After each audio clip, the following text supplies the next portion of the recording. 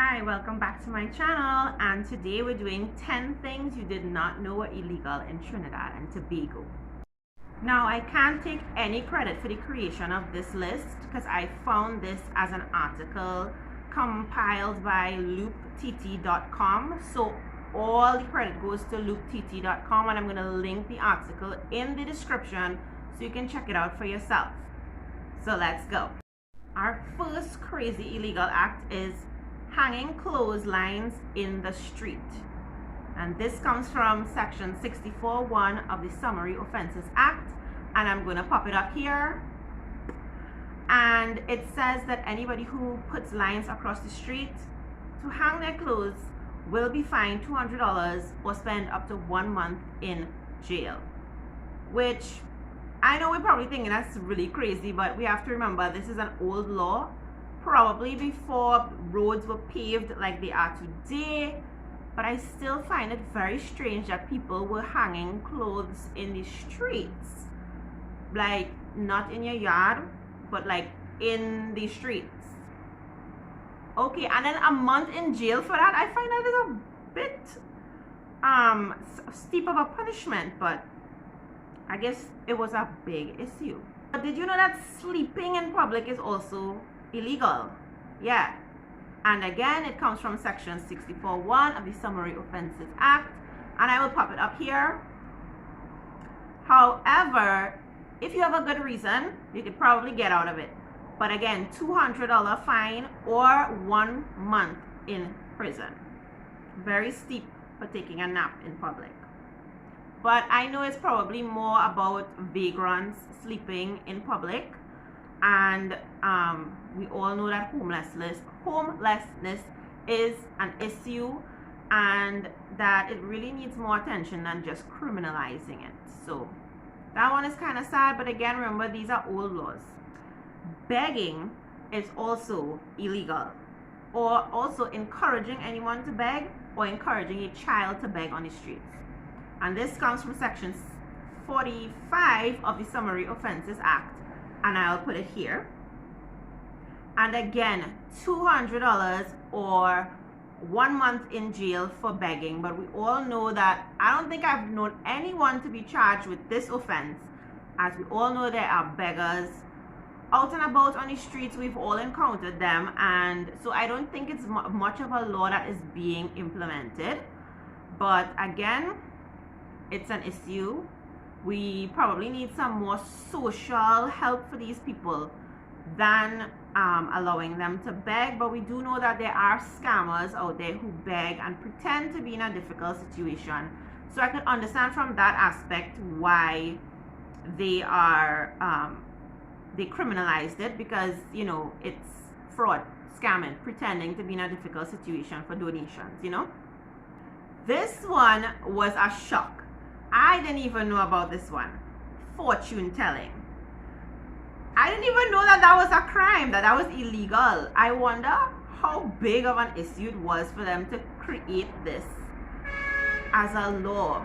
Sorry if you hear noise, that's main road life problems.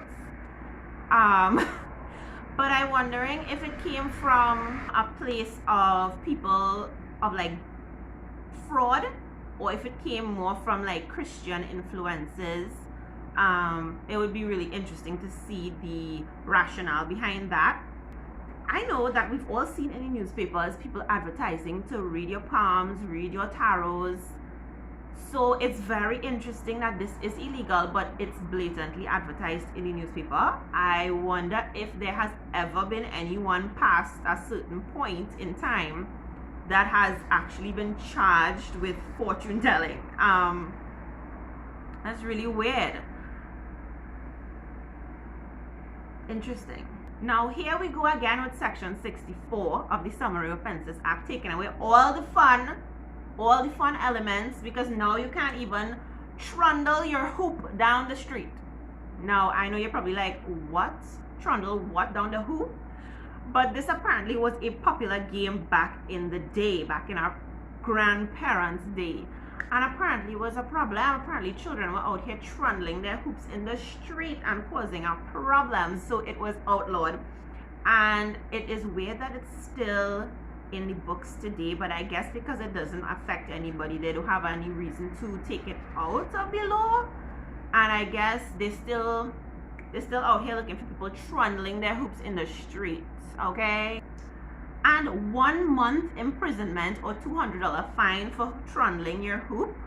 I mean, you're gonna imprison the kids for a month if they can't pay $200, because back in those days, back in our grandparents' time, even in some of our parents' time, $200 was a lot of money. I doubt anybody could really come up with that. So 1 month in prison for playing in the streets, that's kind of harsh. Section 52, being drunk in public. Being drunk in public, whether outside of a building or inside of a building, will give you a $100 fine. And if you're causing a disturbance while drunk, well, here's another $200 on top of that. Which I guess, I mean, nowadays it wouldn't be too bad, but I'm thinking when this law was enacted, it would have been a high price. If you are being disorderly, riotous, or you are causing a major disturbance while being drunk in public, you are going to be fined $200 and up to 2 months in prison. So watch yourself. Naked children. Now, I was like, why is this even a law? Like, why does this have to be a law? Naked children, but not just naked children in the streets. So people was having their kids out here naked in the streets. For there to be a law against it, it had to be an issue. Okay, I mean, back in the day was different, but I would think you'd put on some clothes on your kids if they're playing in the streets. And again, we're seeing a pattern, $200 fine or up to 1 month in prison. So put clothes on them kids, okay? Apparently mongoose or mongooses, like I don't know what the plural of a mongoose is, okay? But they are illegal, okay?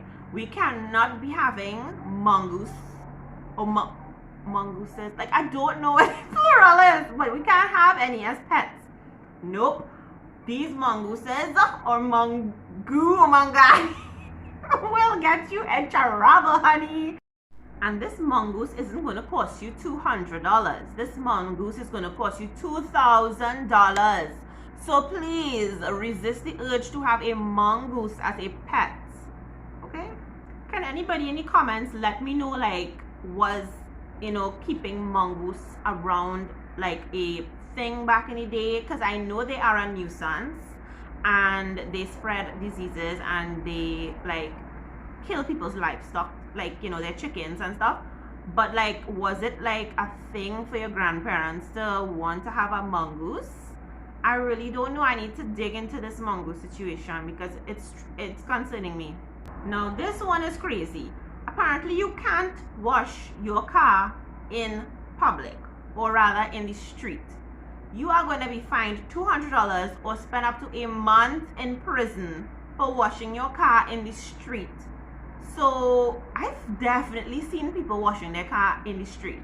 I mean, they didn't park up in the middle of the street and wash their cars, but definitely off the side of the street, maybe in front of their houses if they don't have a yard where they could drive into. So I find it really strange that that is an issue and that is actually illegal. So watch what you're doing and watch where you're washing your car. And number 10, the article is actually updated to include that in July 2020, the Animal Welfare Bill was passed by Parliament, and it is now a crime to abuse animals, and it will rack you up $200,000 if you are found guilty of abusing animals, or up to 5 years in prison, which I think is amazing. It's a big step forward for that really heart-wrenching issue in this country. I know we've all seen either a video or seen it in person where somebody is sometimes beating animals, doing really cruel things to them, mistreating them, and we've all tried to do something, but the law wasn't on our side, but now it is, and I'm so happy about that. So guys, those were 10 things that are actually illegal in Trinidad and Tobago that we did not know about. And again, all credit is due to looptt.com for compiling this article of this really interesting topic. Again, I'm linking it in the description. Please check it out on your own and let me know in the description what you thought was the craziest law and what are some laws that maybe you know about that I did not mention here. And I hope you enjoyed it. Have a nice day. Bye.